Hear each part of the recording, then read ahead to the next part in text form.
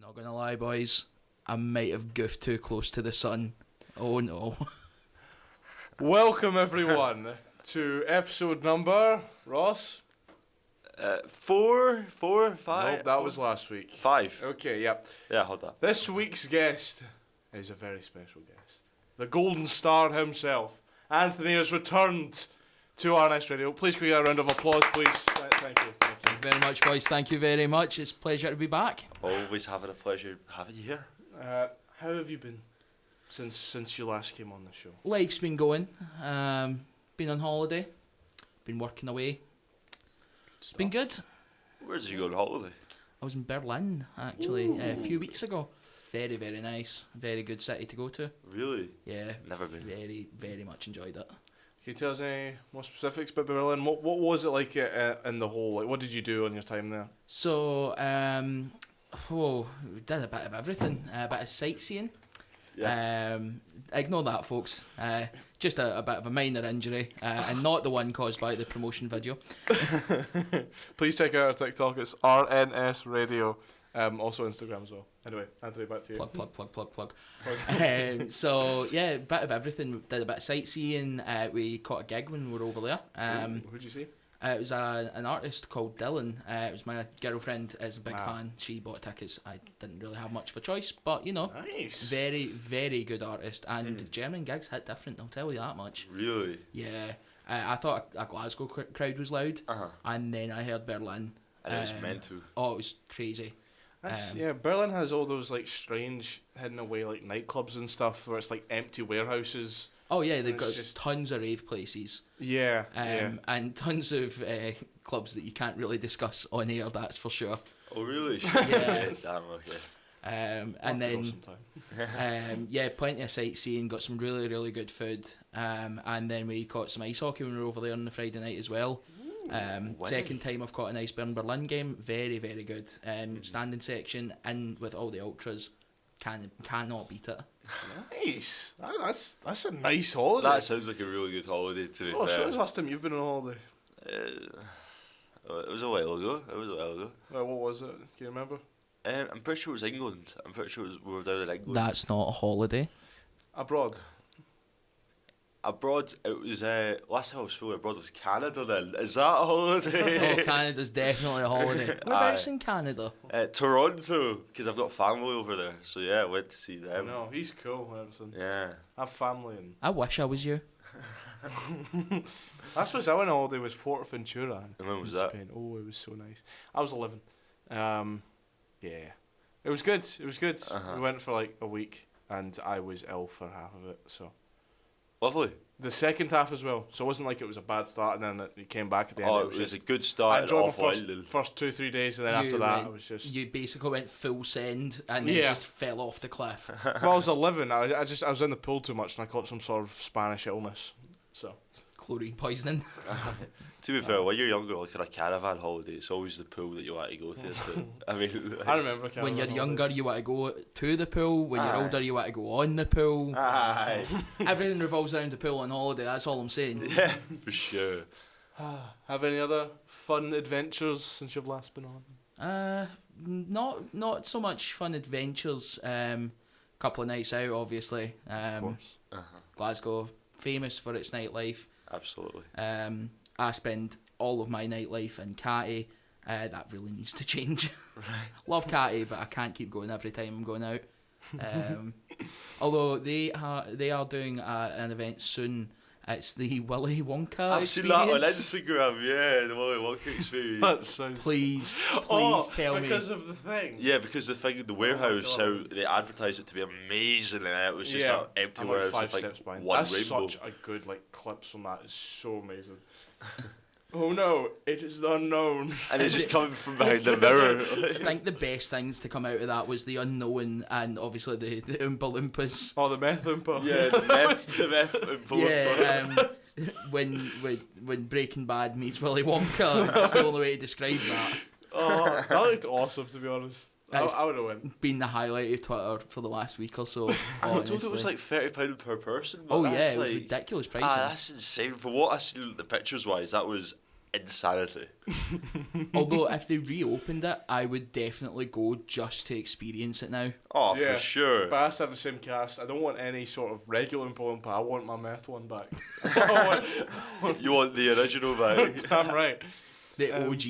Anthony, I believe you wanted to talk about something. You did some calculations as of recent onto a very specific subject. Yes. So thanks to one of my friends in the Glasgow Clan fandom, Amy, you wanted a shout out, here it is, told me about how one of the players told her that he had once signed a grilled cheese sandwich. This set my brain off in a very particular path, one that no one else knew what was going on apart from me. This player is famed for his slap shot, so when you pull the stick right back and just go at it. He's got a very powerful slap shot. Yeah. So my brain instantly went, how long would it take if he was to slap shot that grilled cheese sandwich for it to hit the sun? As you would. Using some quick calculations, now they are a bit off. I didn't account for density or anything like that. I used specifically the distance in kilometres between the Earth and the Sun. Yep. The average speed of a slap shot for a professional ice hockey player below the NHL level, Right. and then use that to calculate the time that it would take, using obviously kilometres per hour. So you get the hours, you get the days, you get the years. Of course. It worked out to be 13.25 years for this grilled cheese, if it remains intact and there is no resistance against it, to go straight into the sun. That's pretty impressive. Yeah. I mean, Shorter than I expected as well. That's a shorter time than I expected it to take. The average slap shot for an ice hockey player below the NHL level was about 128 kilometres per hour. That's pretty fast. Field hockey's better. Oh yeah, we've got a field hockey player on. His name's Ross. Are you enjoying those Astro burns? Silence speaks for itself. I did in high school, although the uni field hockey is so much better. We practiced at Glasgow Green, the national hockey for where the national Scotland team practice. Oh my god, that is unbelievable. It's like Yeah, but could you do it on skates? I can ice skate, but I don't know about ice hockey. Yeah, that's the one. I know someone who can't ice skate. What? Why am I catching strays? He's the one that's like in the other hockey. You should be after him. But at least I can ice skate. I can ice skate for about 10 seconds. I remember the video. What's even worse about that is that it was as soon as I let go of the little support thing. Yeah. It was where I fell. Oh, when you let your penguin go back to its family, aye. Aye. Well, Ross was sitting on the penguin. Oh, you told me to. Yeah. It was awesome. And I went through the entire rink several times. And even before that, without any support, I did skate for a while perfectly fine. Well, I was Until wobbly. you didn't. Wobbly. And then as soon as I let go of support, and I have to go 2 feet towards this little barrier thing, and I just... Nah, to be fair, there was a slight nudge on your shoulder. Yeah, Ross assassinated me very much. As soon as he got off the thing, he went, ha, bang. Yeah, you wouldn't hack it in an ice hockey rink. Yeah. I don't intend to. Put it this way, we've currently got a player out injured because he hit the board so hard that he almost lost his finger. That's crazy. I just don't want that. Although the best thing to come out of that, no, obviously you don't want anybody being injured or so, was the coach in a recent kind of injury update video. The only thing he said was that he managed to keep his tip. Oh, That's all he said. Not fingertip, just kept his tip. So take from that what you will. Yeah. I mean, in either situation, that's a good thing to still have that. Oh yeah, Pretty definitely. important in both situations. Anyway, there was one little thing I want to ask. Any sporting events that you've seen recently that you've enjoyed, except from obviously ice hockey? I'm talking more about Kilmarnock. Well, I mean, we're currently flying high in the Premier League, so I'll take that. We're sitting 5th. We're 4th. St Mirren. Yes. Those We rised above you. sneaky ones are just ahead of us. We But just it's gonna clattered Neil Warnock. That was awesome. Everybody's clattering in Aberdeen right now. I don't know, it was cool when we did it.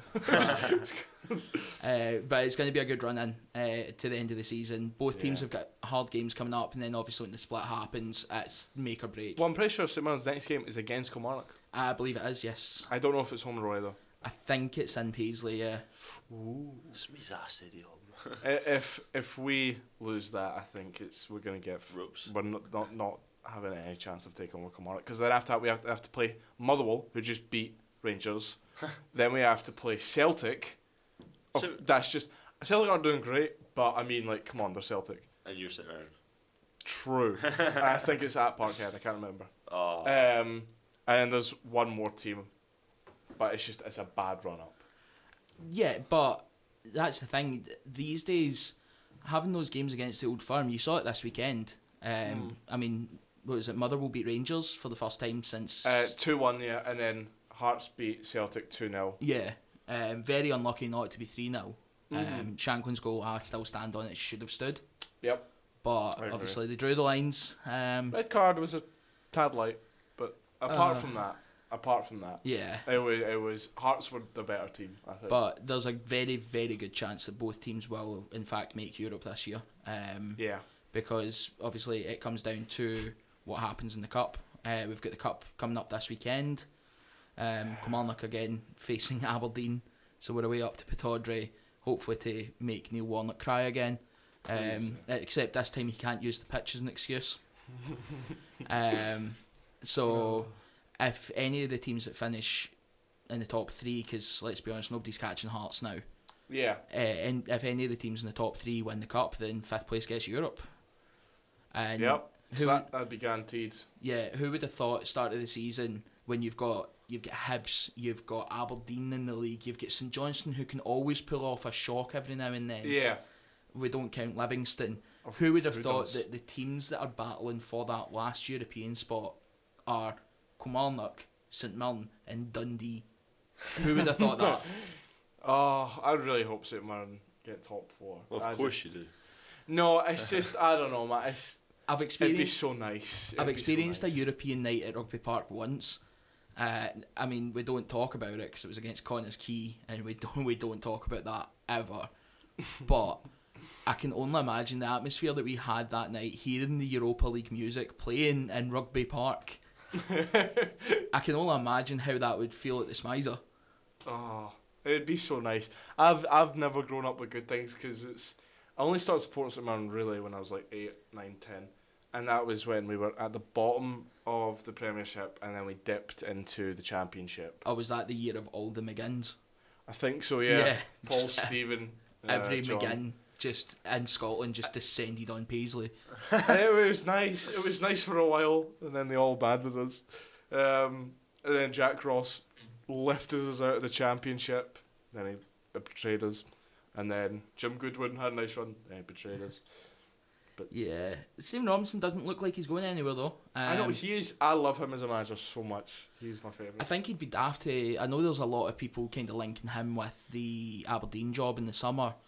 I think Aberdeen should be looking outside of just whoever St Mirren's manager is, because I it's know. not worked out well for them in the past. Jim Goodwin didn't work. Although to be fair, historically they did get Alex Ferguson. They did from get St Alex Mirren, Ferguson, who, let's not forget, started off his management career with a team that's currently in the Lowland League.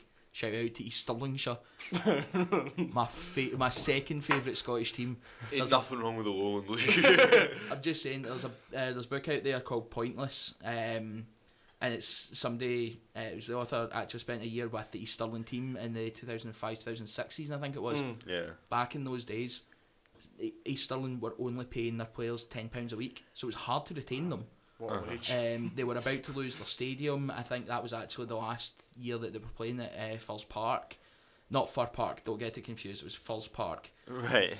In the outskirts of Falkirk. I don't know who they're ground cheering with now. I think it might be Stennismuir up at Ochilview, but they've kind of bandied about a bit, and they were historically bottom of the table year after year until they kind of had a decision within the SFA. If they finish bottom this season, they're going to be they'll have to reapply for their spot because there are other teams who might be a bit more deserving. This was in the pre-pyramid days. Yeah, right. And then they finished like 8th in the table. So they just survived for longer, and then when the pyramid system came in, they were the first to go, unfortunately. But it's good to see that they managed to retain themselves kind of in the Lowland League as more their level. Whoa. I don't want to hear nothing about the Lowland League here. Yeah, I was going to ask you, Ross, after a bit excluded there. Obviously, we're talking about 2 Premiership, top 6 clubs, 2 proper clubs. Fake How's fans. Clydebank doing? Clydebank's doing... When the Bankies. Aye, but they're doing awful. They've lost 4 games in a row now. They were in the runs. They were like, we might actually win the league this time, because they were up there. They were up there. Dave Junior's kill you? Basically. And it's not even fair because they don't have a good enough ground to get promoted. Like, they don't have the minimum requirements to get promoted. So if they won the last season, then nothing happened. If they win again, that's 2 seasons in a row where nothing's happened. There's been no changes.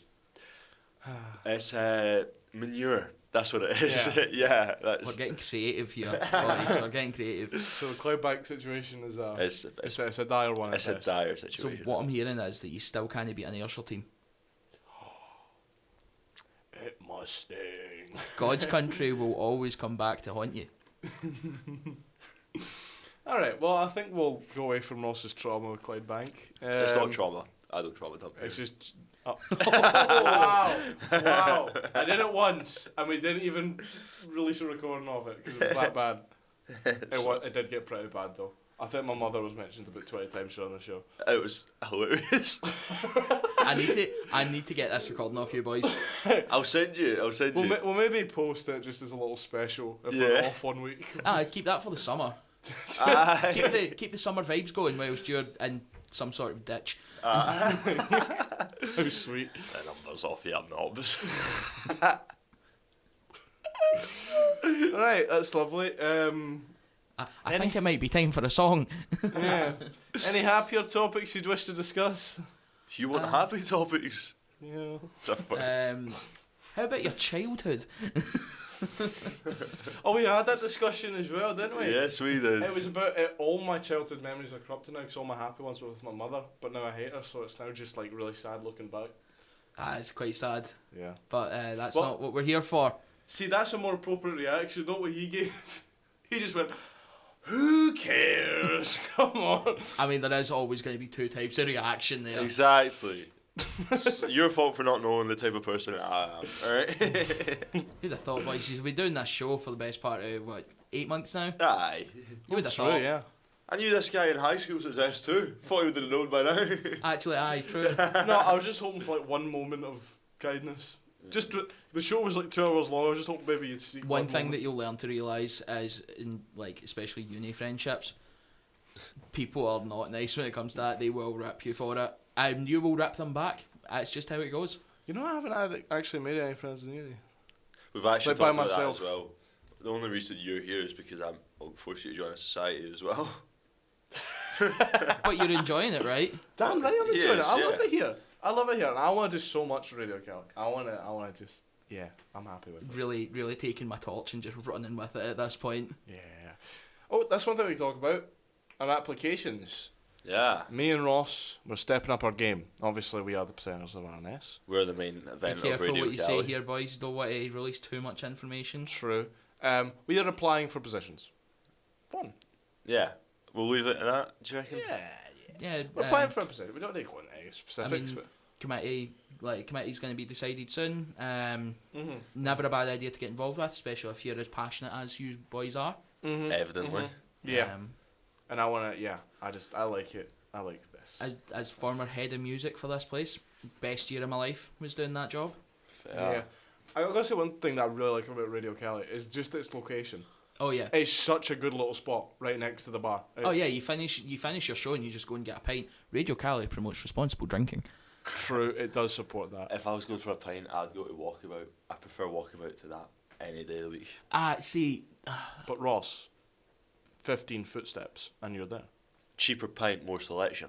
But I have heard that they have recently reduced the pricing in the Reunion Bar and Grill. I know. When was the last time you went out for a pint? What, there? A long time ago. But yeah. But yeah, I know what. Yeah. But yeah. Yeah, it was a while ago. But also, Walkabout does student discount. This place is the student discount. True. Yeah, take that. I got 3 pints for like £9. So That's pretty decent. I'll say that much. I bought a round for 3 people and it was a subtotal £9 for 3 pints. So That's pretty good. exactly. Plus, there's No. TVs everywhere showing sports, and you get more of a selection of drinks. So Yeah, but you can also find it a bit cramped. Whereas in here, even if it's cramped, you always find friends. Someone needs to. not him. What the hell? I just really struggled with it by myself. Huh? I think because... Whoa!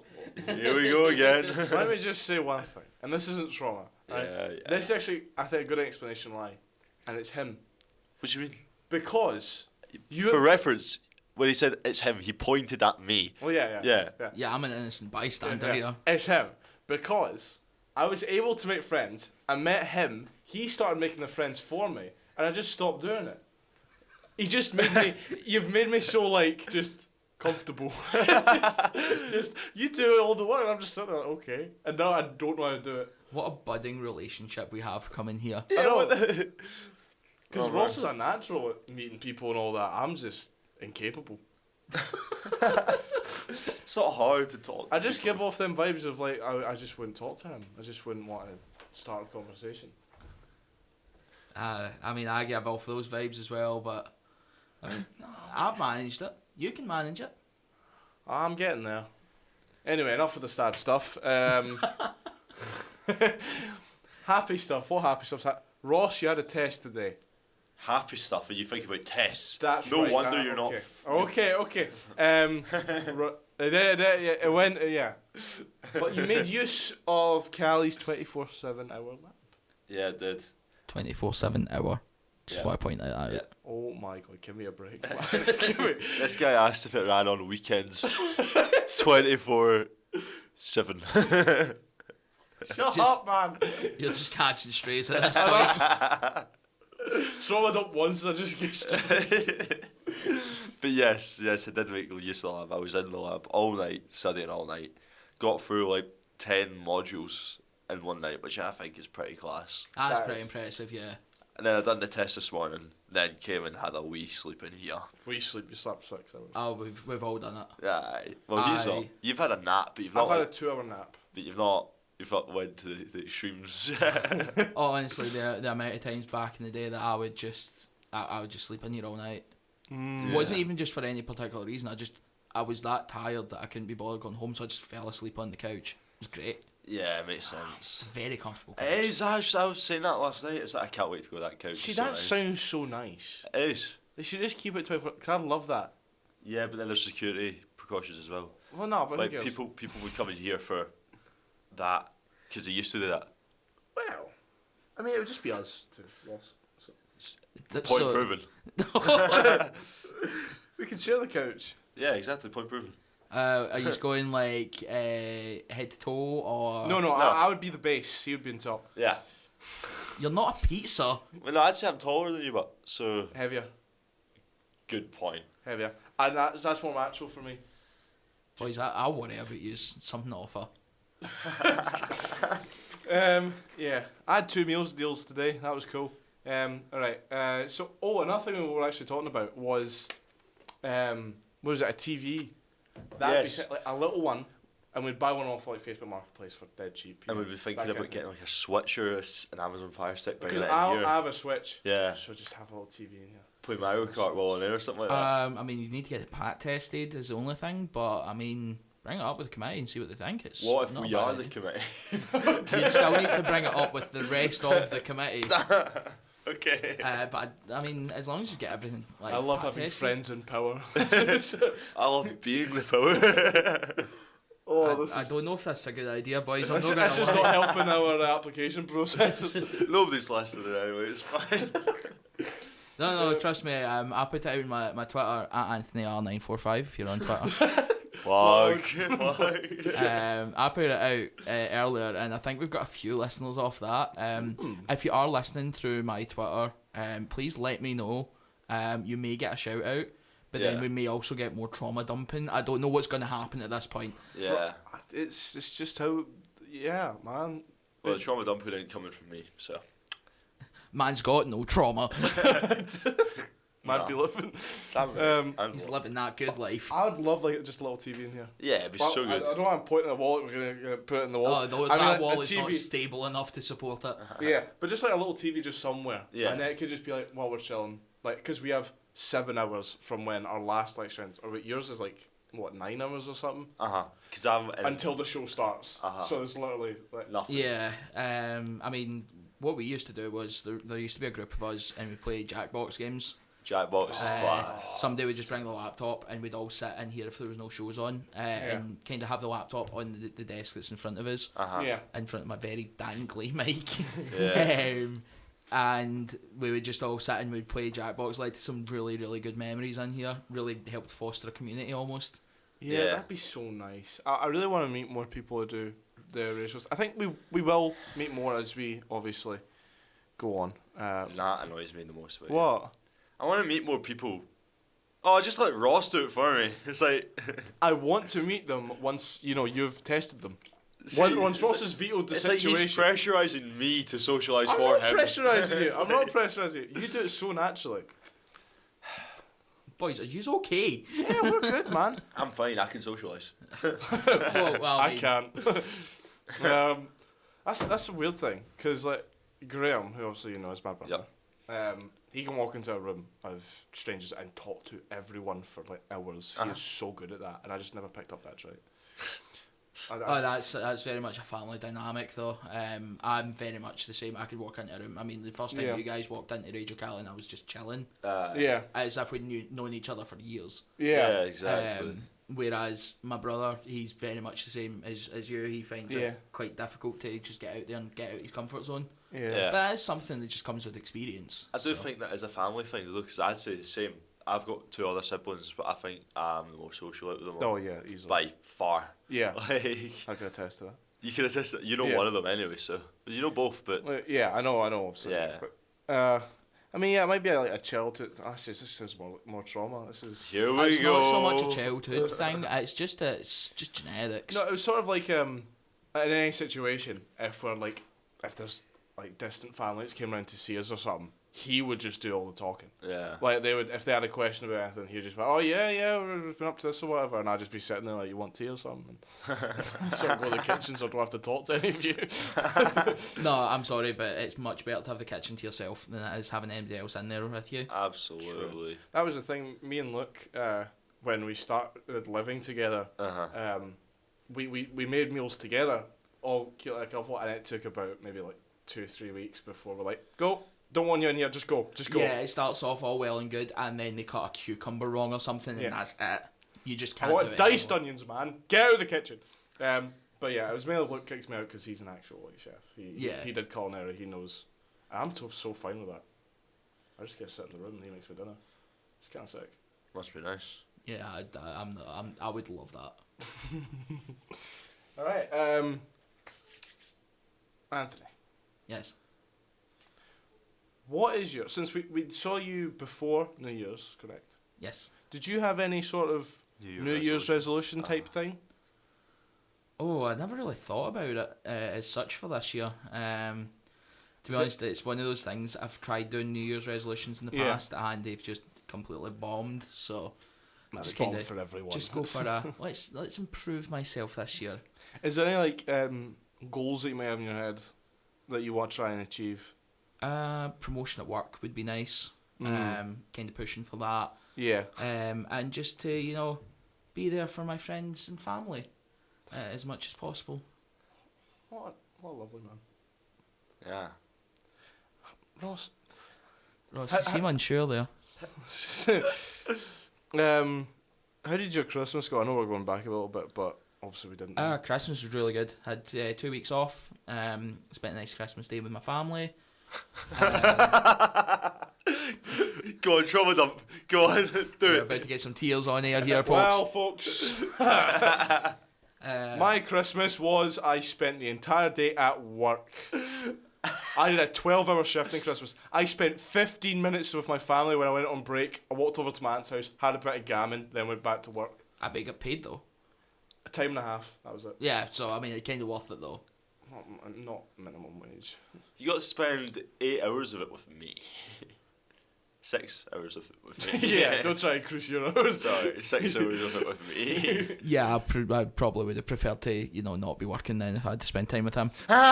True. Yeah. Yeah. You can do your socialising for yourself, but Oh. yeah. But it was actually an okay day.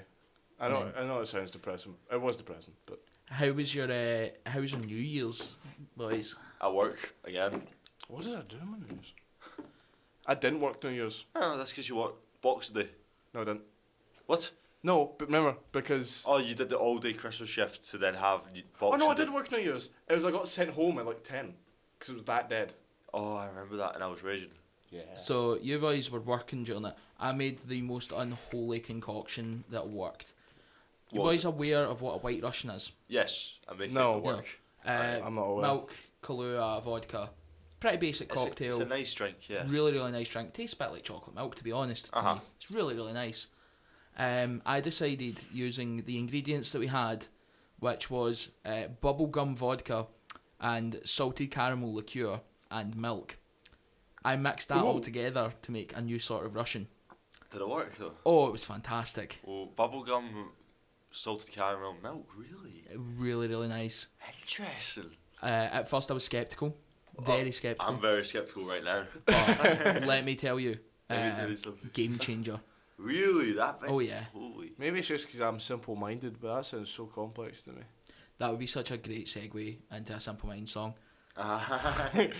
No, but like, as soon as you work the bar, you get it. the most complex drink I know is a Disaronno and Coke, and it's Disaronno and Coke. Really? Yeah. Jesus Christ. Yeah, but That's the all I know. nuances of the Coke, you could have normal Coke, you could have Pepsi? diet, No, it's just normal. you could have, if you're in Germany, you could have Fritz Cola or Mezzomix. Yeah, there's The different hell is ones. Mezzomix? Mezzomix, favourite drink of all time, favourite soft drink of all time. The story was, during the war, they had like half the amount of cola that they would need to make like a full batch of it, and half the Oh. amount of Fanta. Oh, So I they just know, mixed yeah. them. Oh. Hence why it's Mezzo Mix. Well, didn't they also make Fanta out of like supply issues? Yeah, so Fanta started out supply issues. They then had supply issues for the supply issues, So which is it's how, supply issues squared for the Mezzomix. yes. And it's now one of my favourite drinks of all time. Dr Pepper is still good for me. I will always drink Dr Pepper. Dr. Pepper. Dr Noted Pepper. for another quiz. Dr Pepper's alright.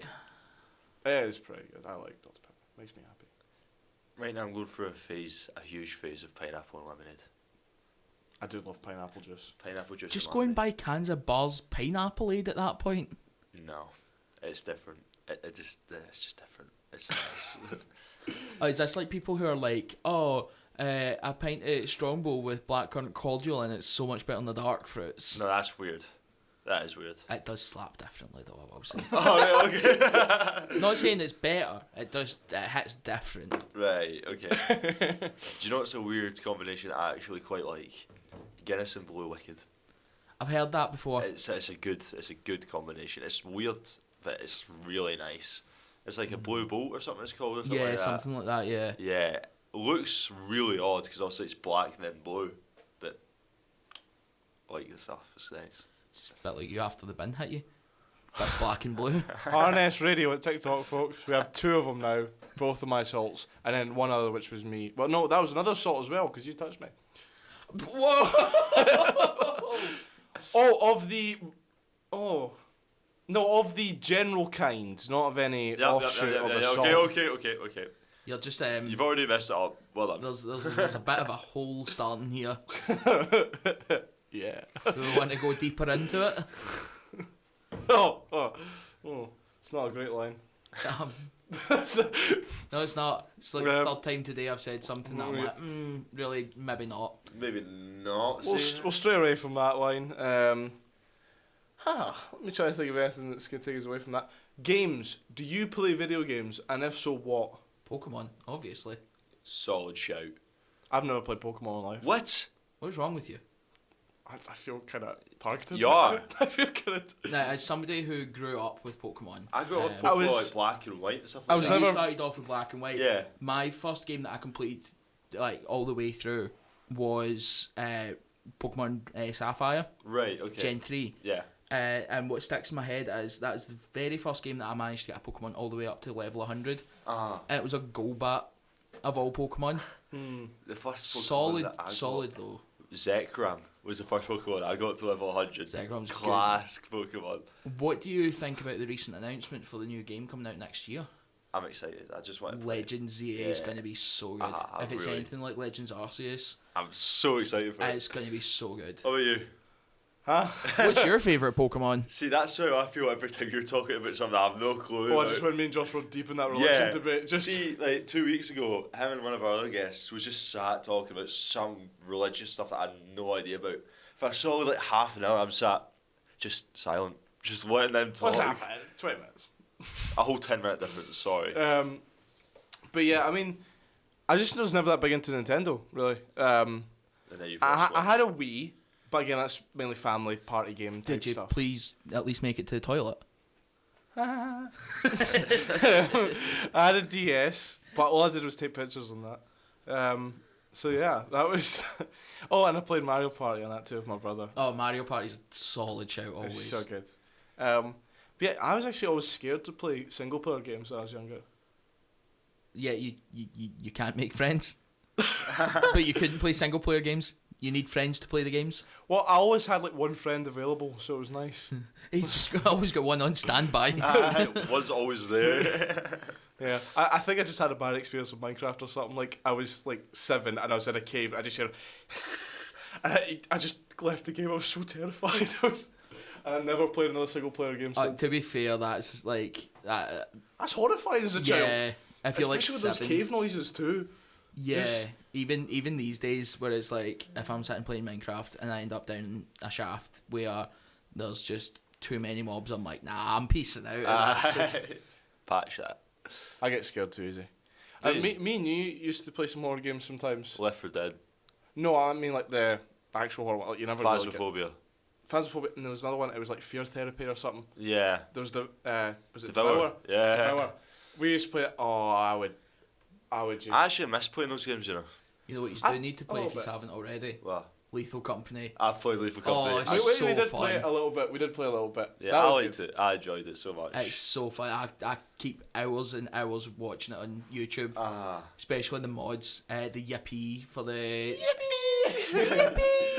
I want to try it in VR. There's a VR mod Oh, for yeah. it. I want to try that at one point because I feel like that would be amazing. Scary, but amazing. I get Although, terrified with it. The best thing that I've seen with gaming recently is one of my friends down in Birmingham has recently started streaming. Yes.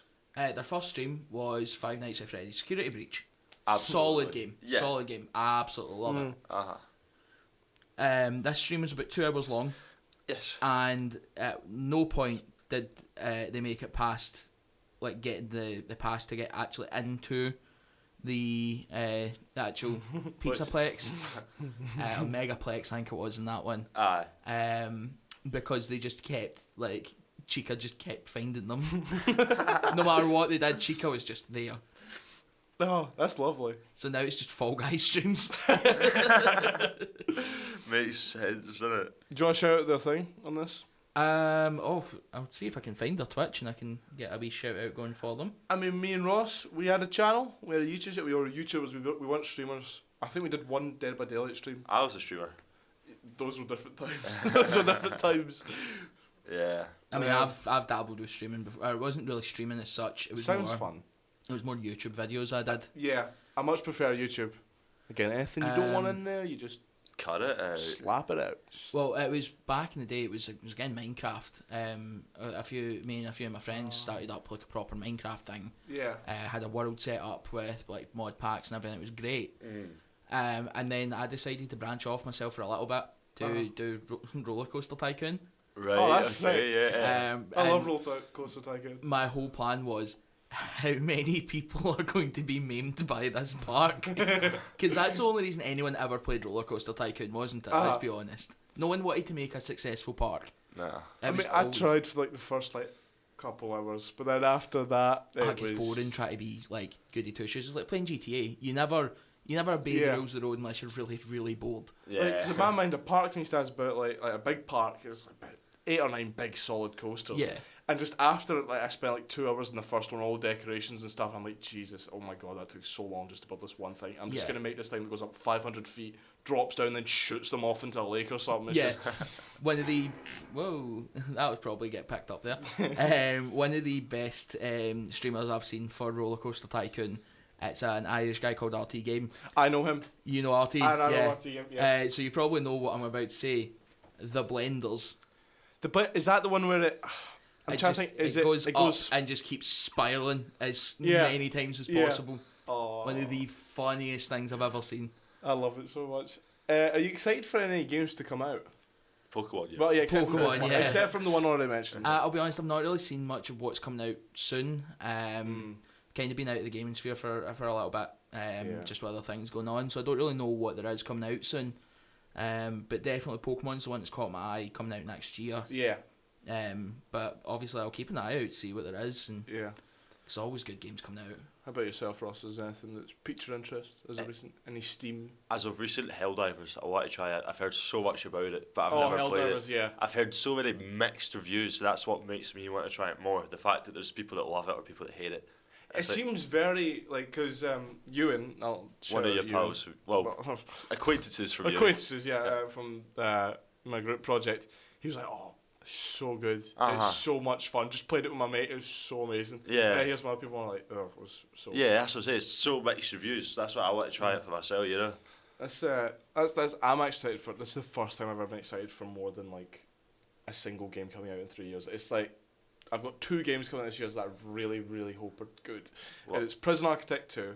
Oh, yes, I played the first Prison Architect. I loved it. And this Prison Architect 2 is 3D. It's actually like, it's multi-floored and all that. It's that's dangerous. Yeah, I'm really worried because I was so excited for City Skylines 2 and Kerbal Space Program 2. And both of them were flops. Mainly because of performance. It seems that's the general issue, especially because they're such open, like, big worlds. There's a lot of games I've found recently are trying to do too much in terms of performance for the consoles that they're... Again, to go back to Pokemon, that was a big issue that a lot of people had with Scarlet and Violet, was the performance issues with it. It was very glitchy, the frame rate in the opening scene in the school, where it's like you had, like, 2 characters that were actually going at the right frame rate, and the rest were so stuttery. Which is quite unusual for Nintendo. They're usually quite polished. It's just I feel like Game Freak with that one they tried too much. They saw the success that Legends Arceus had with the open world aspect. People have been crying out for it for years. Yeah. And then they tried too much. So hopefully they'll scale it back for Legends ZA, which would be quite good. But then there's a lot of pressure on Pokemon right now with Power World. Oh, Power World. Power World, yeah. It's on Xbox Game Pass. I've actually installed it, just never played it. Yeah, Luke and his family play it, and they have a lot of fun, it seems. I don't play it with them. I could, but... How many humans have they captured? Because that's one thing you can do. Is it? Yeah. Jesus. They kind of break several laws with that one. I think, I've no idea how Nintendo have not easily sued them. They've been trying, have they not? They've been trying. But it's just not going anywhere, is it? I think it's because, although there is a likeness to it, it's not similar enough that they'll be able, but it's also a lose-lose for Nintendo if they do sue them. You win it, but you've given them that much exposure that they'll go off and they'll make another game that's very similar in aspects, but obviously with differences enough to get them around the lawsuit. Or you leave it and you have people being like, well, you clearly didn't think it was that similar then. But then you get to keep your fan base. And like most people will enjoy both. Yeah. Pokemon itself, always a fun experience, always a fun adventure. Power World, let's just send a penguin and a rocket launcher. That's the kind of stuff I want. Yeah. No real penguins were harmed in the making of this game, of course. I want to say. But just that idea that you can just like turn like the Pokemon or the creatures around you into, you can have them like doing just menial tasks, like, oh, here's somebody just making a farm. Great. Or, I want to take down this building. Let's get the penguins out. I mean, I hope Prison Architect doesn't. I don't think it'll run into performance issues because it is pretty closed. It's a pretty closed system. But obviously that has been the prevailing worry of recent games. What were you want to say, Ross? That's what I was about to talk to you about. There was a game you were excited for to come out, but you were completely disappointed by it, wasn't it? That was City Skylines 2. Ah. I was so hyped. Yeah. I was waiting for it, and it was coming out in Xbox Game Pass as well. I was like, I have that. I don't have to pay full price. This is so amazing. I'm so excited. Yeah. It came out, I think, at like 2 a.m. or something. So I slept, woke up, went on Steam, Reviews. mostly negative, and I was just so crushed. I was like, look, I've waited so long for this. Yeah. Did you even try it yourself? Sorry. No, I didn't. It wasn't worth the storage on my PC. Yeah, like, I guess games like that, when they've had such hype around their first entry, I've had so long too. and they've had as long, you would expect something like, oh, like, how can we improve this in such a different level? Yeah. But then there is that expectation versus the reality, Yeah. where it's not going to be what you expect it to be. Yeah. Just based on, obviously, they've got a lot that they need to try and figure out themselves in terms of performance issues, in terms of what they can change about the game to make it slightly different, Yeah. so that you do want to buy it. Yeah. I feel like a lot of these kind of the simulation games run into that issue. That's where it's the likes of Prison Architect going from 2D to 3D. It's a very simple change, But I feel like but it's add a lot. different enough that Yeah. people will want to go out and buy it. That's the problem with the City Skylines 2. It just, I seen a lot of videos for it, and it just seemed like they upped the graphics. That was really it. They added a couple of things, different building designs, but again, the sort of actual game mechanics were still the same. The basics of it was just the Yeah. same. And it was one strange thing. They rendered the teeth of the people walking about the city with something like 1,000,000 polygons. And that's the thing. The people never smile, they never open their mouths, so you never are in a situation where you would see their teeth. I'm not gonna But lie, I kind of each- rate that. Each citizen has individually rendered like 1,000,000 polygons in their mouth, every single one of them. So it completely just tanked performance. I highly rate that. I'm not gonna lie. But then they came out and said, oh, this was a slight oversight, but had no impact on the performance. They removed it, and it still ran like crap, so maybe it didn't. So Prison Architect 2, I'm excited to come out for, and that seems cool, what they've done. A little step up, a little something different. They're definitely going to try and just farm DLCs after it comes out. Definitely. But That's I'm, the way of I'm things okay these with days. that, if it's a good game. And then, the most important game to me, I think I'll ever have game release ever, is Sid Meier's Civilization 7. I was going to say, Oh, I Civ- forgot Civ 7 was about to come out. It's coming out this year. Is it really? It's confirmed coming this year. I'm probably suspecting they'll delay it to December, early next year, so maybe like January or February next year. But With something like that, I think they might hold off even further and try and have that as a Switch 2 release title as well. maybe. I'm 'Cause just thinking because, like, I've played Civ 5. I played Civ 6. Civ 6 is my favorite game of all time. Civ 5 probably my second favorite. And I just, if I wake up the next day To bad reviews. and it's mixed, if it's anything less than Mostly positive. very positive, Very if positive. it's anything less than very positive, I'm gonna be upset. Why? Just because I want it to be so good. But it could be good to you, just other people were No. expected other things. I will base my judgment on it on how nuclear Gandhi goes. Well, they're always gonna have Nuclear Gandhi. They're always gonna have him. Oh yeah, He's right. The problem was that Civ 6 added a bunch of things, changed up systems. It was great, but the AI was poor.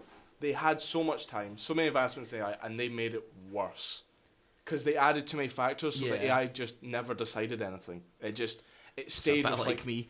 it stayed with like five. Oh, I'm going too deep into this, but it's like in Civ 5, if you have a world, the AI will try and conquest. Yep. They'll take over. They'll try their best to expand. If there's not land that's being claimed, they will actively work towards it. In Civ 6, once they've gotten about 4 or 5 cities, they don't really bother. They just sit there and let you take everything. Yeah, but I think the best thing when it comes to civilization is what's your naming scheme for your cities?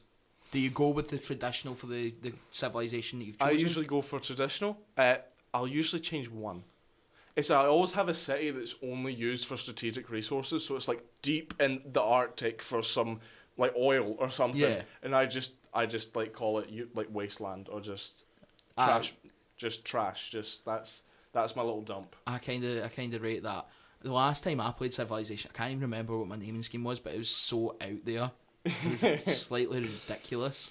Oh man, I love Civ so much. It's such a good game. What I will say is though, the barbarians can do one. Aye. Oh, that's always, I feel like, the worst part for people who are new to Civ or No. quote unquote inexperienced with Civ. No. Yes, The in worst general. part of Civ being an experience was you. That's different. Not everyone's gonna have my, strategy. Pretty much. Tell Anthony what you did to me. So I have close to 2,000 hours in Civ 6. Never mind Civ 5 or anything like that. Right? Yeah. So I invited Ross to play Civ 6, and this was... That was your first mistake. He told me to buy it, right? So I'm like, alright, cool, I'll buy it. And then he was like, do you want to play? And I'm like, yeah, sure. Yeah, and this is because this is big to me. It's my favourite game of all time. Best mate. This is great. He's playing with me. So we go into this scenario. Waxing lyrical here. We don't go into just a regular game. We go into a scenario. It's a World War I scenario. I play as France. He plays as Germany. He told me, he promised me he'd tell me how to play the game.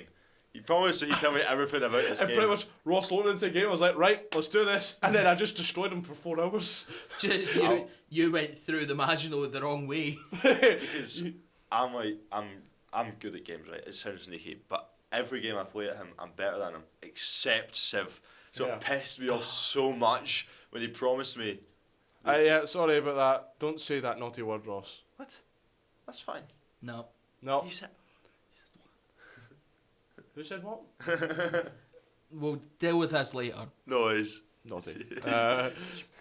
But yes, Radio Cali would like to apologise for any swearing that you may have just heard in that last few seconds. So, what was I going to say? So me and Ross, I think for the first hour we were communicating. We were talking to each other, a little bit of laughter, a little bit like, bro, what the hell just happened there? Yeah. And then after that, silence for 3 hours. Whilst And you absolutely destroy him. He didn't stop either. He kept going. It was relentless. I was like, bro, do you want to take a break? Do you know what war's like? no, this is come on.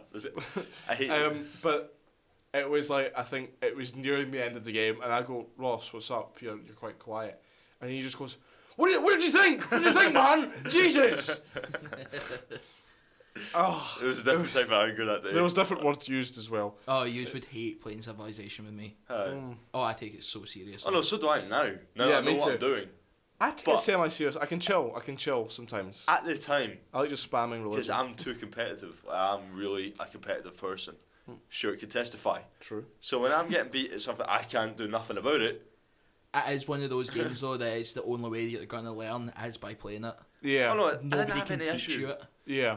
I didn't have any issue playing it, but I didn't learn nothing from that experience. I think I it just watched my people get killed. It would have been a lot better if we just did a basic game where you could sort of go off on your own, and if someone did kill you, it was not on me. It's not like you can put blame on me. It's just it happens. Yeah, you're just going to get destroyed by some Whereas that random was city he had state. one opponent, that opponent being myself, and I took it seriously for 4 hours, and it was. Yeah.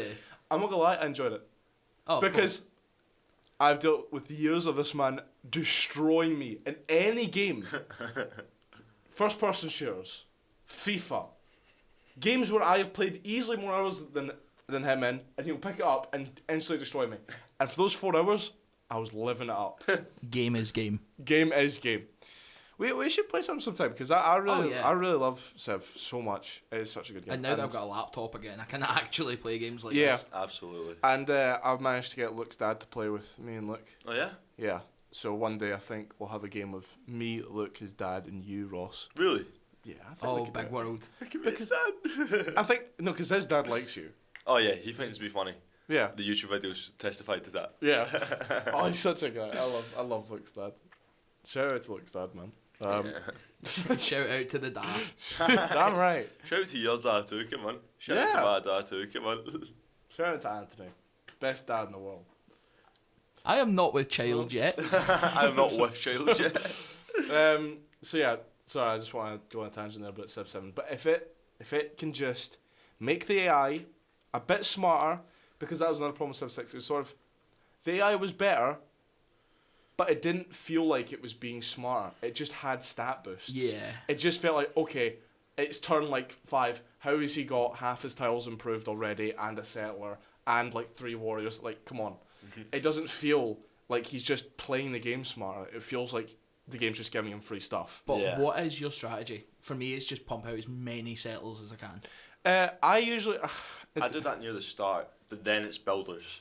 And then I focus on getting warriors after the builders. My plan usually is get 6 solid cities that are together, and then colonise islands that nobody's gotten to yet. Yeah. So it's usually an early boat route.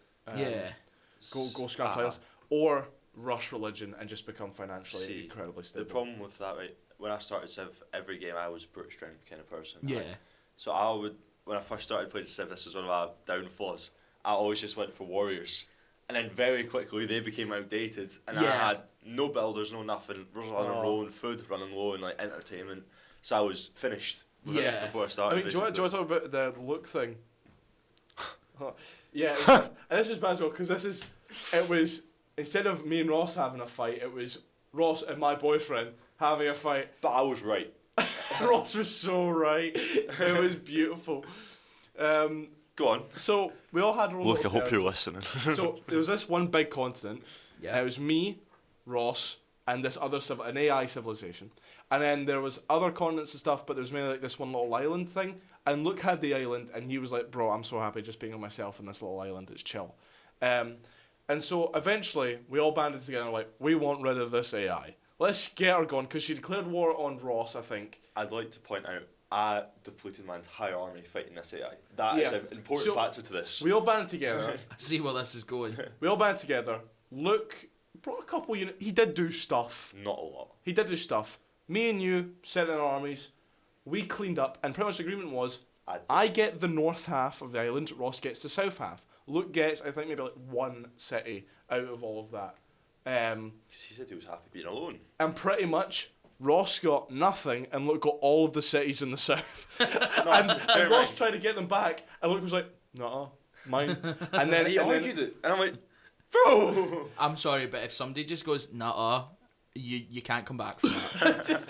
And the thing was, it was Ross was trying to get my opinion on this, and this is like, I don't want to go against my boyfriend in this. I don't want to be caught between rock and a hard place. Oh yeah, I was silent, and then Ross, out of anger, nuked one of the cities I should have got. Yeah, Ross nuked one of his cities, and again, Luke was a better player. I think maybe a little bit.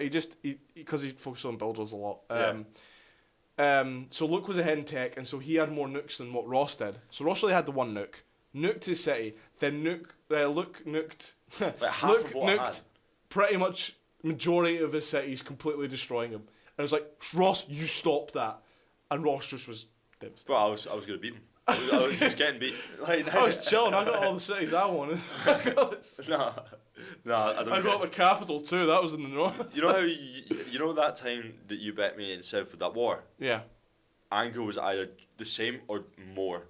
Because I'm not as at the time, right? I was as close to Luke as I was you. Yeah. So I could take it from you just a bit more. Yeah. Him.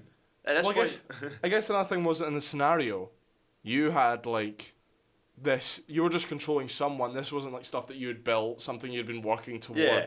This wasn't like you had put anything really towards it. This is like my second or third game. So this is like me. I was doing well for myself. I thought I was doing well. Yeah. And I got like we were at nukes, so we'd been through the game a lot, and he destroyed it in a matter of seconds, and it annoyed me The to a point I've visceral never. anger.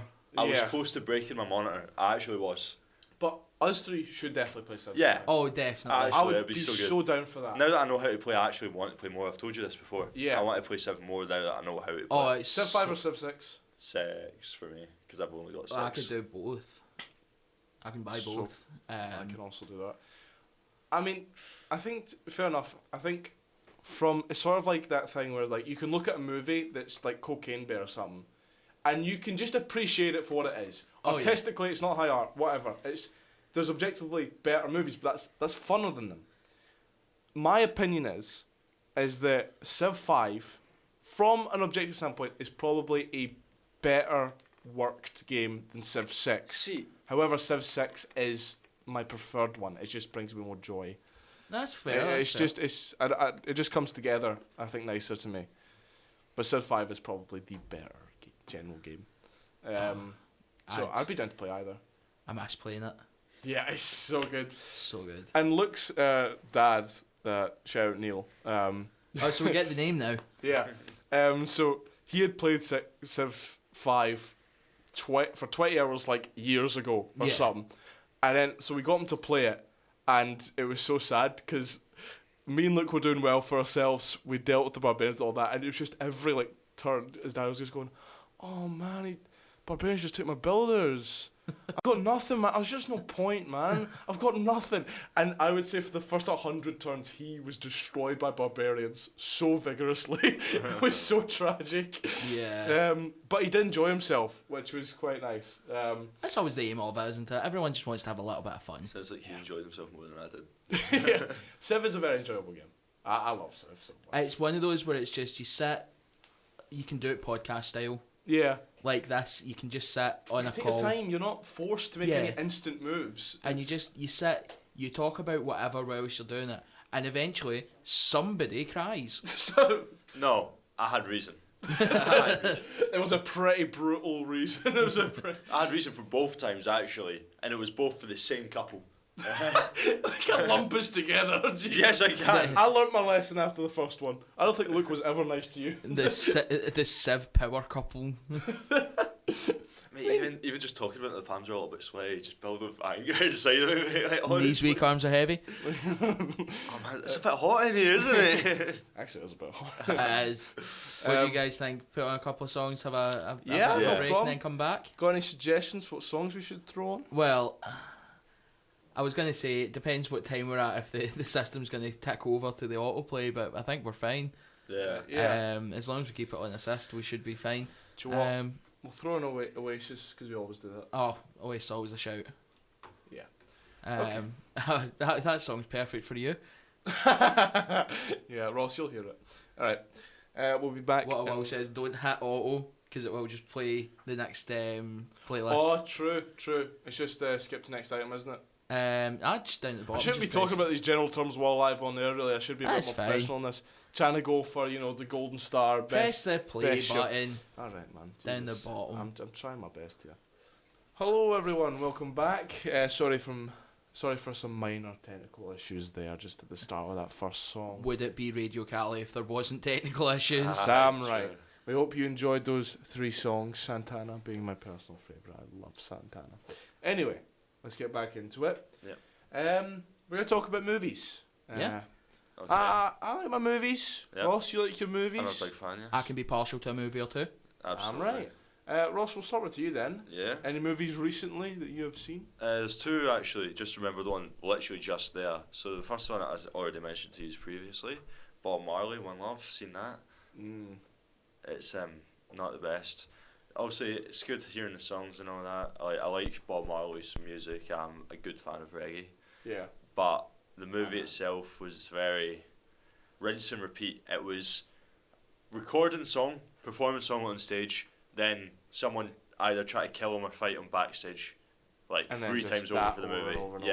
It's very rinse and repeat. It was quite. Yeah, it was. The trailer didn't look too promising when I initially saw it, but is the other movie hopefully better? Out of Darkness. Have you heard of that? No. It's not a new release, right? But it's a horror movie based in like caveman-ish time. It's like there was this tribe of people that I went to see this one with my sister, and it was like this tribe of people was disbarred for like their community because their community was being attacked by another tribe. So they were like out and like just trying to find a new home. They went to this island, and then this island was possessed by like a quote unquote demon. So at night the demon would like hunt them, and obviously that they're hunting them, but the cave obviously they're cave people, so they were trying to fight it and stuff like that rather than for run away. It was quite an interesting movie. It was rather brutal. That sounds like a cool concept for a movie. It was good. Oh yeah. It was poorly executed, but I enjoyed the movie. But there was parts where it's like I'm not sure if it's a bit gory, right? But it's like there was parts of cannibalism and stuff like that in it because they couldn't survive without eating a person and stuff like that. It was a bit. Yeah, It was a good movie, but I definitely wish there was more movies centered around, sort of, that time in history when there wasn't that many build-up society. There wasn't any flat-out societies. It was just tribes and Yeah.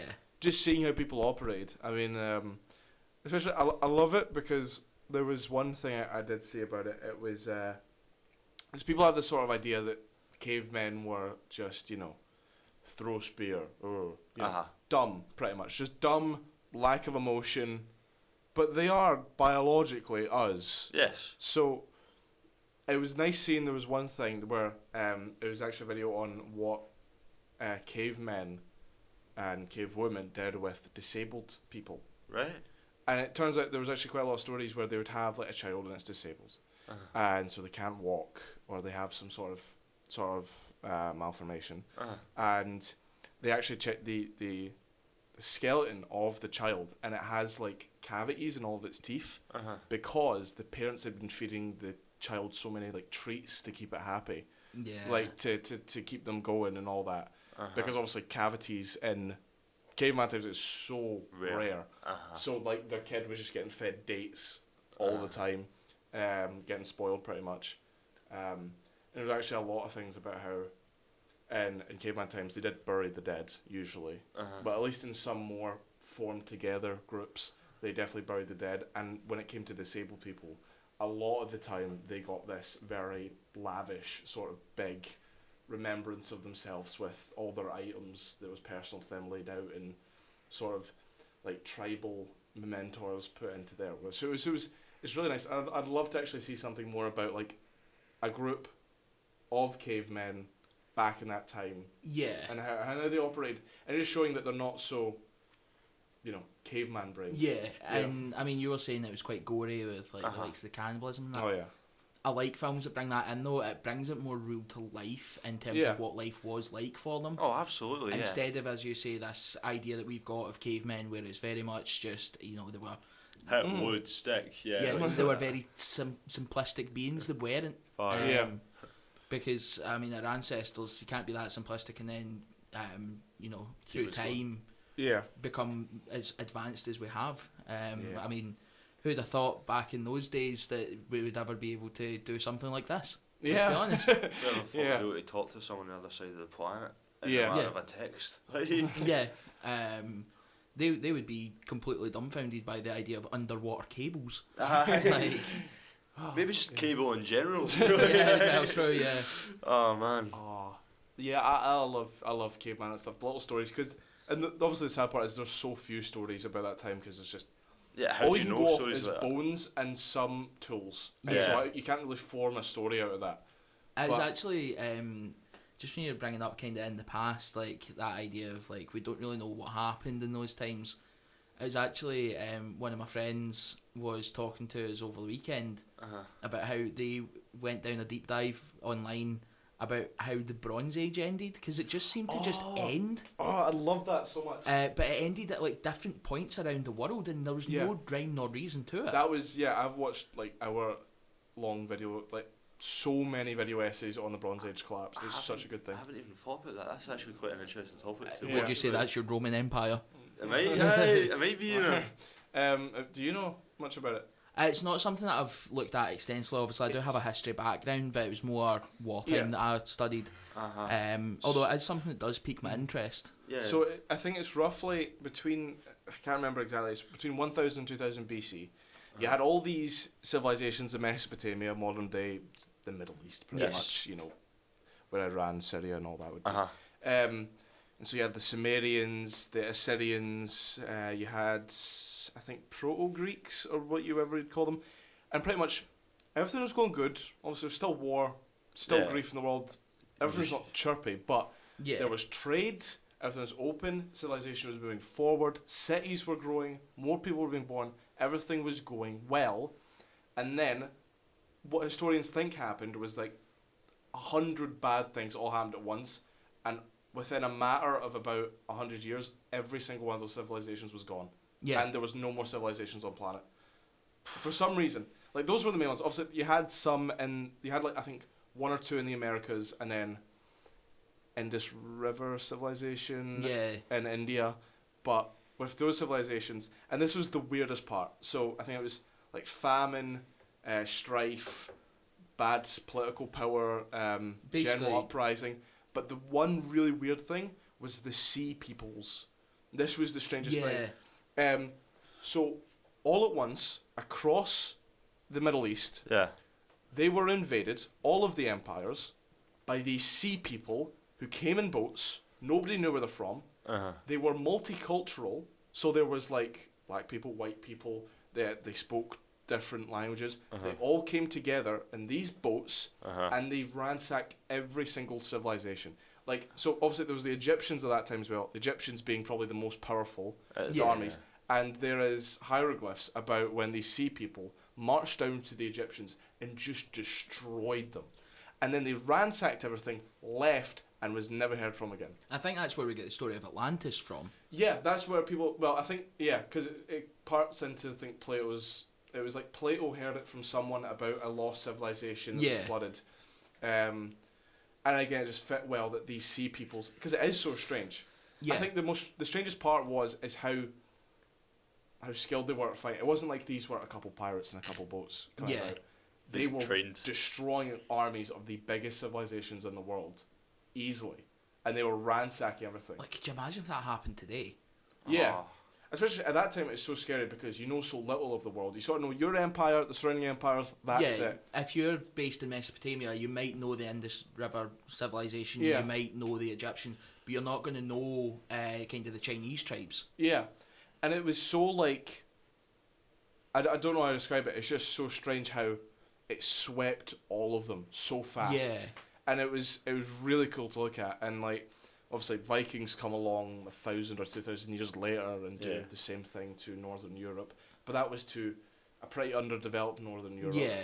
And obviously the Vikings had times to build up weapons and stuff. Yeah.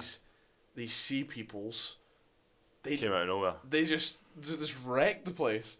But obviously that wouldn't cause entire empires to completely collapse. Stuff like famine and all that, completely destroying crop production and again breakdown in trading routes and all that, and it just wiped. Yeah, because it's one of those things like every other era had kind of a defining point that led to its collapse. Yeah. Like obviously the main one that you look at is the start of the Industrial Revolution, moving from the Victorian era into kind of more modern era. And you can see it as the factories building up, that led to the end of the Victorian era. Yeah. But then you go back in time, you've got like the big wars. Like the... I'm trying to remember what era it was, but when the Mongols came and invaded, the Golden Horde came through. That would be the Dark Ages, just before the medieval era, I'm pretty sure. Yeah, so obviously that was a big defining... you had the Mongol army come through and again just wipe out everything in its path. Which is really, really fun. Just going back to games for a second, if you ever play Crusader Kings 3, always try to hold off the Mongol Empire. I own Crusader Kings 3, but I always just play Scotland because I think it's fun. It was just fun to unite Scotland and be like, I did it. But it's like every era had that defining moment apart from the Bronze Age where it just happened. And it was a strange thing is that usually one era leads into another. Yeah. Even if it's like a regress, it still is. Yeah. It's defining another era. They're still moving on, I guess. Yeah. But with the Bronze Age, it was we're in the Bronze Age. Completely collapsed, couple hundred years, and then it was the Iron Age. Yeah. So yeah, it's really cool. And then there's all stuff about like the sea people being from where we got tin from, which is like because to make bronze you need copper and tin. Yeah. It's copper and tin, and tin's quite rare, and you can get it in the UK in like southern parts of England. So then a lot of people theorised that maybe sea people came from England. Again, how did England have so many like warriors? How did they know to go there? Probably through trade routes, but still, it's one of those things. I know one of the big YouTube channels that discusses a lot of like historical events, and that's Crash Course. It's the John Hank Green that do that. Am I thinking of the same guy? Is it animated?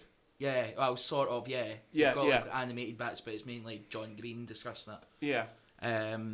So I need to go back and I need to watch that bit on the Bronze Age, but it's like it's honestly just one of those like life's mysteries. We have so many of them, obviously through our lives. Yeah.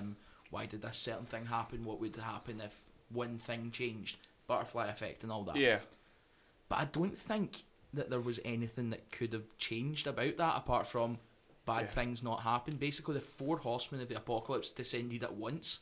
Yeah, on just the Middle East and wiped out It's everyone. interesting to think about what would happen if that didn't happen. Like, how would the Bronze How Age... would Do you think we'd be like be- more advanced today than we were? Oh, definitely. Yeah. It's the same with the burning of the books at Alexandria.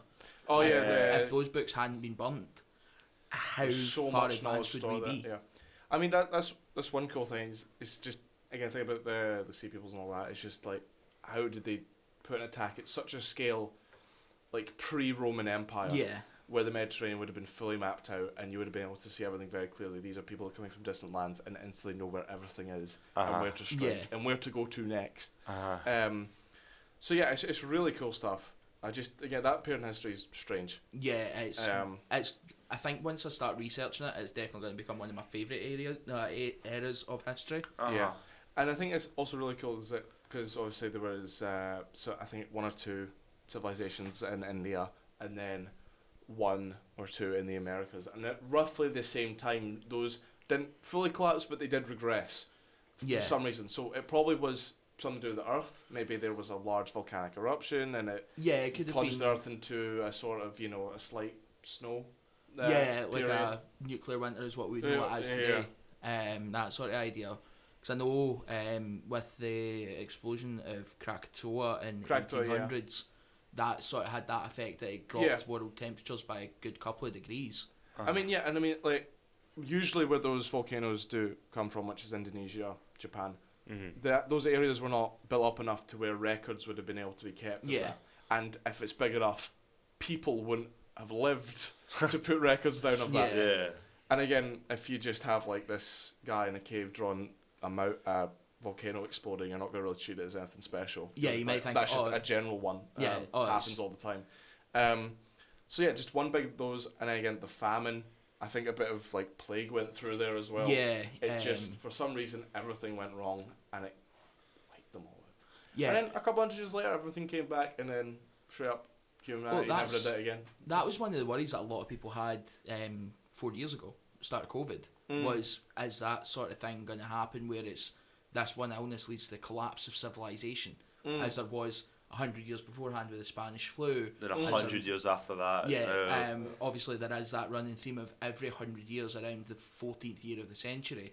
Yeah. Or around the 20th year of the century, anywhere between kind of 14 and 22 years within the century, there is this big event happens. Oh, so we've still got time for it to happen.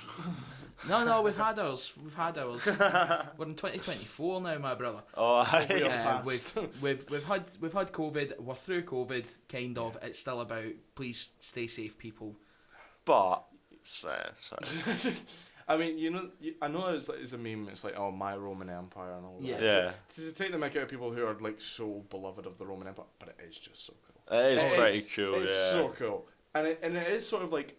I mean, we did regress after the Roman Empire collapsed. Sort of, that was the peak, and then we never sort of reached that peak for another couple 100 years, just because nothing was so put together. Well, that's the thing. It's again much like the 100 years between big events. Yeah. There always seems to be like a couple of 100 years between massive empires forming. We're actually due to have one soon, because the last time we had a massive empire such as that was British Empire in the 1800s. Oh, don't be saying that. Well, Russia with the whole naval stuff. I think with that, I think a lot of people have treated it today sort of like the US came up, had its peak, was the world dominant force by a mile.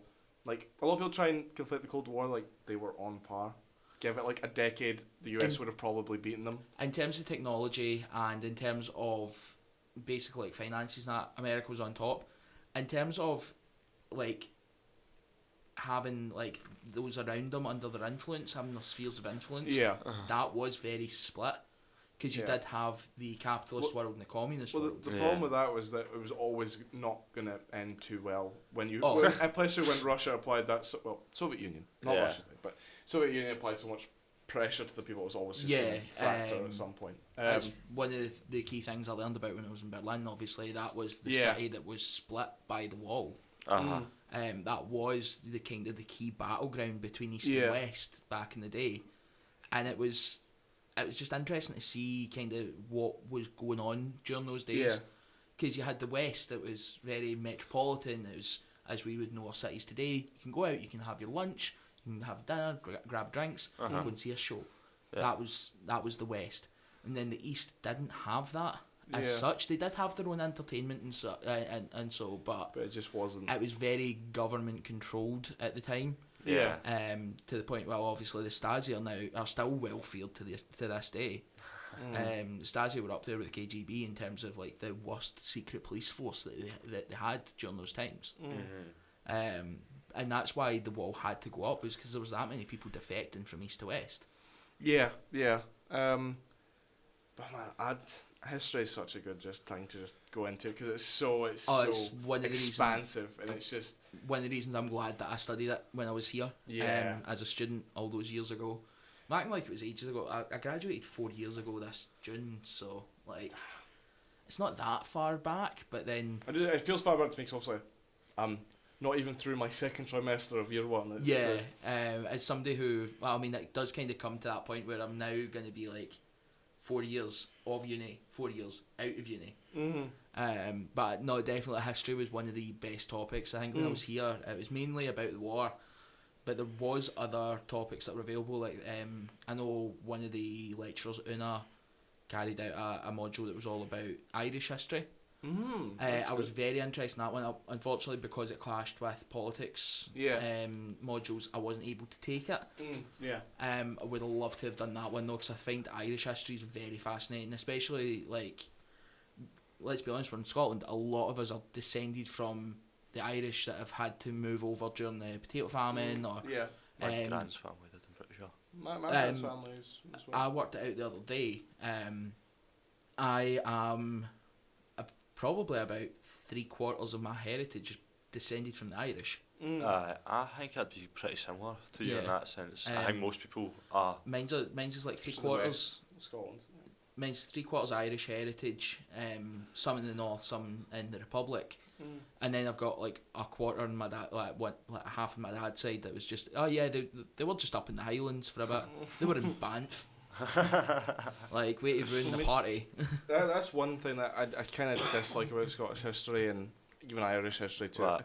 General British history, it's when you go back to any sort of time like Roman times, there's not a lot. It's so just, there's not a lot to go off. You'll find like a couple stones put together, and it'll be evidence of human settlement like 4,000 years ago. But I mean, you can't take much from that. Like, it's cool, but you can't. It's not. Yeah, it's not to what we would expect today. I guess. I know it's a bit shrewd, but it's not visually appealing. Like when you go to Egypt or Rome and you see things that have been made like 3,000 years ago, and it's these intricate structures and all that, and then you go up to Scotland and there's a about 6 foot by 6 foot hut made out of stones.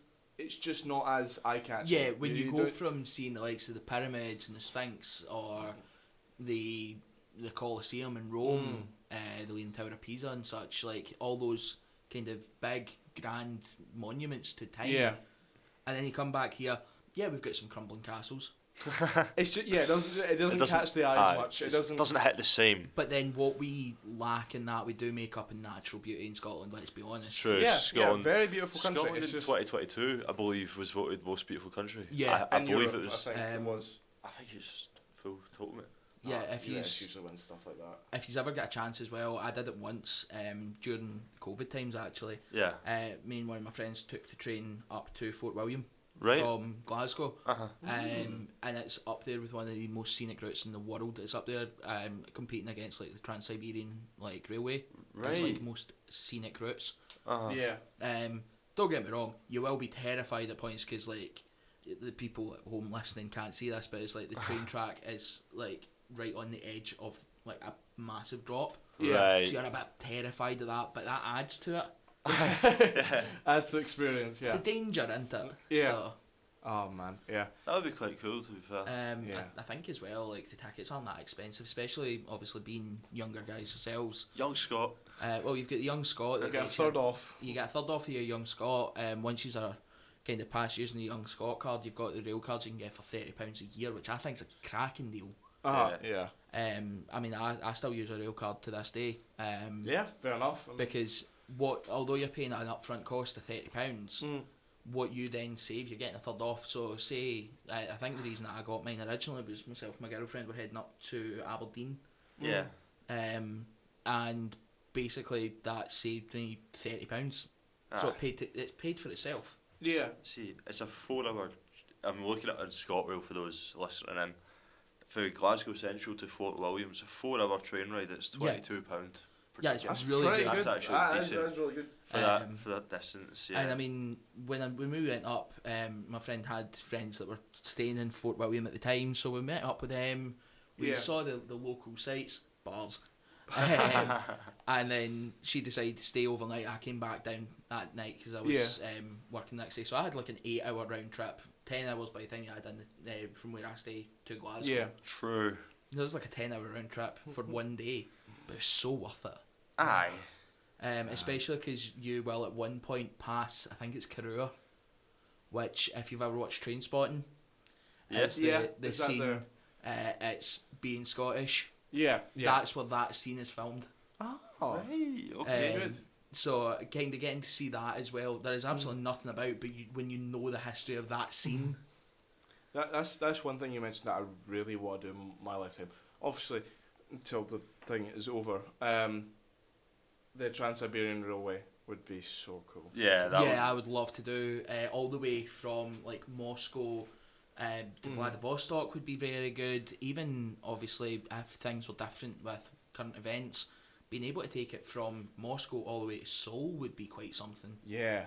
Kind of seeing the difference between like obviously Siberia itself, getting into Mongolia, seeing parts of China, getting to see the difference between the North and South Koreans. Yeah. Like it would be so fascinating to me. Yeah.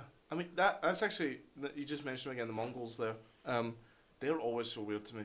Like they are the weirdest empire to me that's ever existed. They expanded one of the second biggest empire all time, and they just went back and jailed. They're just it's so strange. With that's very quest. easily explained by technological advancements in the West compared to what they were getting. And great leaders as well. Great leaders as well. It was a good storm for them. When they had Genghis Khan in charge, they were unstoppable. But then his children weren't as battle hardened or weren't as tactically gifted as he was. Yeah. It's the same as most empires falling. Is because they have a great leader once. I mean, look at the Macedon Empire. They had Alexander the Great, and then it's just and then after he unfortunately passed away, that just kept crumbling. Kept crumbling to the point that you still have disagreements about where it actually was. Yeah. Whether it was in the now Republic of North Macedonia, or if it's in the Macedon region of Greece. Yeah, I think another thing is a difference between the East and the West when it comes to how history is portrayed. So in the West, you will have like this very important battle, it's the Battle of whatever, and it'll be like 20,000 deaths on each side. It's crazy. It's like this such a big turning point. And in the East, it'll be like Mao's little rebellion or something. 20 million dead, and then that's just that's all there is on it. It's nuts how many casualties there are in the East compared to the West, and how sort of in the West when, say again, there's a battle and 20,000 people die, it's like, wow, that's such a tragedy. And then sort of hearing just 20 million dead in a little rebellion that took like 10 years, it just doesn't register. Yeah. It's just like, I mean, you look at obviously civil wars within Europe or within the Western world. You look at, or even dictatorships within the Eastern world and the Western world. You've got the likes of, right now, the last dictatorship of Europe in Belarus. Yeah. Yes, there are, there's a lot of things going on there, there's a lot of odds, but you're not really hearing the death totals that you would expect to hear out of like this dictatorship compared to what we know of the East. The one that I would always point to is Khmer Rouge in Cambodia under Pol Pot. The killing fields. The killing fields, yeah. That was basically, if you wore glasses, you were too intellectual. Yeah. That was one of the things that was the big issue with Cambodia. I quite like them people. I don't know why you like Khmer Rouge, let me tell you. And then again, when you had the Vietnamese War between the North and the South. Yeah. that again, when the North took over, there was those kinds of that kind of thing going on as well, which you don't see as much of here. Or at least if it did happen, it's not as well recorded as it was back out east. Yeah, I mean, you have that even with like the Soviet Union during World War II or something like. Yeah, you hear about the the Americans will look at their veterans and all the ones that died, and then the Soviets with about 20 times more deaths, probably just in civilians alone. Yeah. Not even war combatants. And it's sort of just been like, yep, we did what we could for the country. I think that's a lot of thing is that in the East, sort of a collectiveness is taken with how society is modelled. Yeah. Especially in places like Japan and all that, you look after your elderly. You look after your elderly. You are a part of the nation. Yeah, you you're are a part not of a an bigger individual. thing. You're not an individual. You are a part of this thing. Yeah. Whereas in the West, it's obviously all individuals. So when someone in the West dies or there's a tragedy about it, it gets portrayed as, well, look at all these individuals, where something is just like, oh well, it was for a cause or it was for this, and so it just sort of gets pushed aside a lot more. I mean, definitely when you look at the likes of how, again, the war is portrayed between the East and the West. Yeah. The Russians and the Soviet states, as they were formerly known, was very much, we were fighting against this great evil of the world. Yeah. And we were doing it because we love our country, we wanted to protect our country. Uh-huh. Whereas in the West, we see it very much as, we wanted to obviously rid the world of this evil. Yeah. But look at all these different people that died. Yeah. It's very much, and there's no right or wrong way to look at it. It is just based on how you perceive it. Yeah. Personally, for me, I would prefer to look at the whole and be like, these people died for a noble cause. Yeah. And kind of have that mesh of the two, be like, celebrate the people who died for their valiant efforts, Absolutely. but remember why we were doing it. Uh-huh. Kind of have that blend of the two ideas. Yeah. That's a good way to look at it. Aye. Yeah. Whew. Damn, that was a little dive into history there. That was decent. That was just after me talking about a movie that I watched at the cinema. Bro, that caveman movie slaps. that was a fantastic caveman movie. What can I say? The cavemen, they just do something. They do this. I love caveman stories. So do I. I wish I knew more about it though. I'm very uneducated in it. The thing is, you still get that kind of caveman idea even in civilizations today. Is it North Sentinel Island? You've still got that one tribe that is uncontactable, because if anybody lands, I'm pretty sure they made it illegal to contact them without special permission. Yeah, they want to just protect it, not have people interfere with it, see what they do, pretty much. So you've got North Sentinel Island, you've got the same in like Papua New Guinea and New Caledonia and such. You still have that very tribal feel to it. Yeah.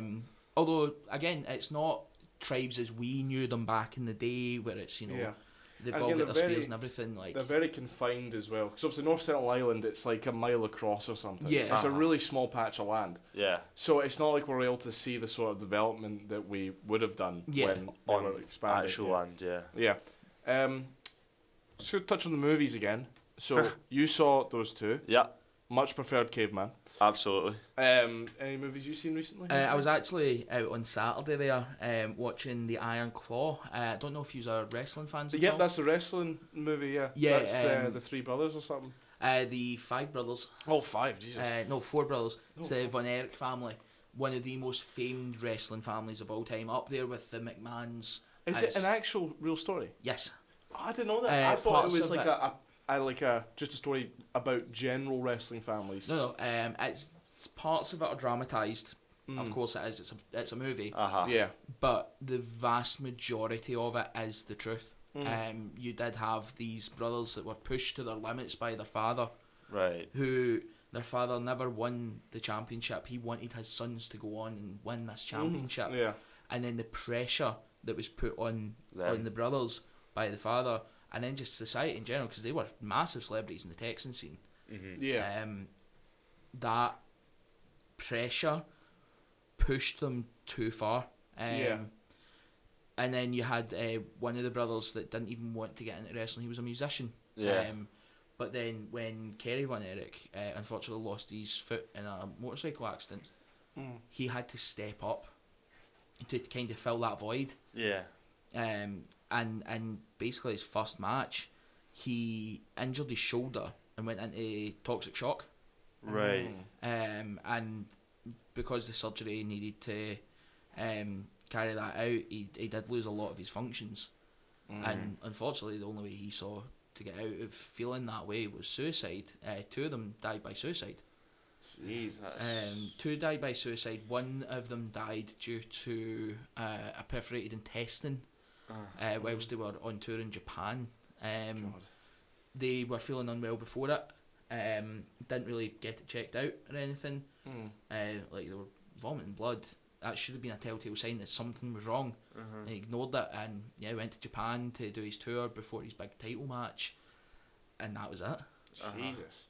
Yeah, because the Japanese wrestling scene is intense. Oh yeah, as somebody who loves the Japanese style of wrestling, be it strong style puroresu, it's intense. What we see on TV here, the kind of the sports entertainment side of it, is nothing compared to what you see in Japanese wrestling. If you ever get a chance around the new year, one of the best shows every year is Wrestle Kingdom from the Tokyo Dome. Right. That's New Japan Pro Wrestling's biggest event of the year, and it usually gives some of the best matches of the year. From memory, you've got stuff like AJ Styles against Kenny Omega, or you've got Kenny Omega against Kazuchika Okada as all-time top matches. Yeah. So it's hard hitting. It takes a lot to be able to hang with that style. Yeah. So if you're not at 100% anyway, you're going to struggle. But with him having obviously that illness beforehand, and then to this day, there's only one of them survived. Only one of the Von Erichs has survived. Well, that's like a lot of wrestling families like that, especially the performing side of it. I know the McMahons are fine because they're all wealthy, but I like the Hearts and stuff. Yeah, the Hearts is obviously the Hearts. You look at the big one with their losses was Owen. Yeah.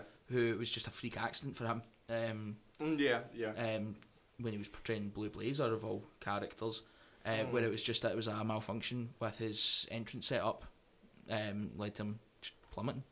And that was it. Was it like 80 feet? Something like from that. From the top of the arena onto like the ring. I wasn't on directly to the ring, it was on like the ropes. Yeah. The ring ropes. And he completely... Yeah, and that was it. It's wrestling's very infamous for it. I mean, even out with wrestling families, you've got stories of like Bruiser Brody, who was featured in the film for a little bit, just based on that scene. Bruiser Brody was, I believe he died due to a urine-soaked knife. He got stabbed by the Yakuza with a urine-soaked knife that caused an infection. I mean, there's other stuff like Chris Benoit. Obviously that was like psychological effects, and then like you have like Eddie, what was his second name? Eddie Guerrero. Eddie Guerrero. His was more the physical effects of obviously his heart condition. So there's a lot of really sad wrestling stories out there. Have you seen any other movies? Not recently. I'll be honest. I've been binge watching House. House. Love a bit of House. I get my intake just through YouTube Shorts, so I'm pretty satisfied with I'd started with you know how you sometimes get them on Facebook, like just the 20-minute clips, and it will show you like the diagnosis or whatever. No, I need to know more. Have you seen any movies, Stuart? Thank you, Ross. No worries. Yes, I have. Dune Part 2, so good. Did you get the popcorn bucket? No, they weren't selling it. Why not? I wonder why. The popcorn bucket, you know the worms of the movies? Yeah. It's like just a big one of those, but with all like the rubbery teeth. And people are not using it for popcorn. It's not a good popcorn bucket. But I went to go see Dune Part 2. One of my favourite movies. It is so good. Especially in the cinema. You have to see it in the cinema. Really? You have to see it. It was like... I haven't even seen Part 1 yet. Really? Yeah. I'm disappointed. I'm sorry, man. So I'm showing the popcorn bucket right now. Oh, okay. I can see what that's used for, yeah. Right. Yeah, like, the sound design for Dune Part 2 was so bassy that the screen it was being projected onto started shaking. I love that. During the movie. Love a bit of bass. It was so good. It was so good. And obviously, look, Ross, you'll never guess what his opinion of the movie. He didn't like it. He didn't like it. Of course he didn't. Too long, too serious. I kind of get that, though. It is like 2 hours and 40 minutes. It's on the longer end, 2 hours and 40 minutes. If it's anything kind of over 2.5, I tend to start to lose interest a bit. You must have hated Oppenheimer. Never saw it. Oppenheimer, sorry, yeah. Never went to see it. Oh, right, fair. It was a good movie. I I liked enjoyed it. Oppenheimer. Anyway, But I back would to say you. the pacing for Dune Part 2 is, bar none, it is some of the best pacing ever. Just for the amount of balance they have with character development, action sequences, plot point, it's just so well put together. Yeah. It's insane. And again, of course, visually, I think it is probably one of the best movies I've ever seen. It's so good visually. That's high praise. It is hybrid. It is one of the best looking movies you'll ever see. Like, same with Dune. Dune Part 1 was really good, but this one is so... Takes it up a notch. It is so good. We can even watch Dune Part 1 now. Netflix, I'm pretty sure. Netflix? Or is it Amazon Prime? Well, I've got both. Jeez. Sorry, Ross. Yeah, sorry, man. Don't diss my name like that again. Know your place, buddy. Sorry, I've just had a message Netflix. through. Yep. Go on. Someone has just messaged me. It's coming to the end of a very long show here. Someone's messaged me. Amy, still listening. Yes. She needs to see that popcorn bucket. No, you don't. Google it. Don't Google don't Google the popcorn bucket. I might buy the popcorn bucket. Google the popcorn bucket if you're ready to have eye bleach next to you.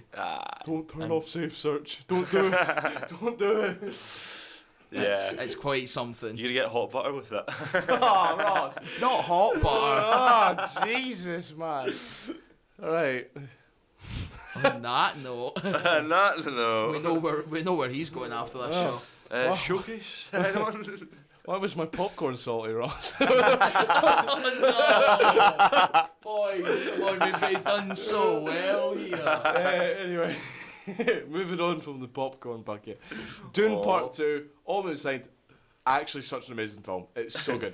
Sound design, visually, story, how it goes along, it's just so well put together. It's so good. And I would recommend it to anyone. Right, well, Except from grandmothers. You'll not like it. I'll watch Dune Part 1 and see what we go to the cinema for it. Have you ever watched Pinhead? No. Oh no, Hellraiser. No. Yes. You've watched Hellraiser. Of course I have. What do you mean, of course you have? Sorry. What, is it the newer one or is it the original? The original. Original. You know how it's kind of like, it's weird horror bondage? Yes. Because they're all in like... My favourite. No, it's like black bondage suits. Like Where's that popcorn bucket? It's really weird. There's a little bit of that in Dune Part 2. Right. With the Harkonnens. I know that means Yeah. probably nothing to you, but they're quite, Wait, the worms are doing bondage? No, the worms are not... The Harkonnens are not the worms. The Harkonnens are like the white people. Have you ever seen the clip of the really... I thought you were about to say, have you ever seen a white person Have you ever seen a clip of the really fat guy? Yes. And like the black... It's his race. Right. It's his race. And they have like weird things where like some of them want to like drink blood and all that. But it is just so cool. It's so... What you're basically describing is a night out at Catty. Damn right. I've always told myself I need to experience at least one night out with Kai. I've never been. Oh, boys, yous are not ready for this. Is it? We need to get this date set up. Actually, yeah. Oh, yeah. When's the best day to go? I always prefer the Wednesday or Thursday because they were quieter nights. Wednesday's probably best for me because I'm off Thursdays. For uni, I have to be up at 6:30 tomorrow morning. Or a Friday and Saturday night's always a good shout. The only issue with that is I'm working usually Fridays or Saturdays. We'll figure something out. I'll figure something out. But yeah, Dune Part 2, great movie. Really, really good.